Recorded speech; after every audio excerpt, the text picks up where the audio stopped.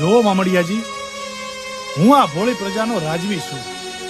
હું ખાતરી કર્યા વગર કોઈને નમી ન જાઉં. એટલા માટે તમારી દીકરીએ મને પ્રમાણ આપવું પડશે કે એનામાં કોઈ અજબ શક્તિ છે, તો જ હું એને નમીશ.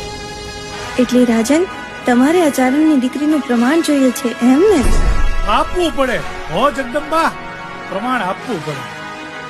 આજે હું તમારા ચરણોમાં નમી જાઉં તો કાલે મારી પ્રજા પણ તમારા ચરણોમાં ઝૂકી જાય. અને તમારામાં કઈ પ્રમાણ જ ન હોય તો મારો રાજધર્મ લાજે જગદંબા. હું મારો રાજધર્મ નિભાવી રહ્યો છું, એમાં કઈ ખોટું નથી. ઠીક છે રાજન, તો તમે બોલો, આ ચારણની દીકરી ખોડિયાર તમને શું પ્રમાણ આપે?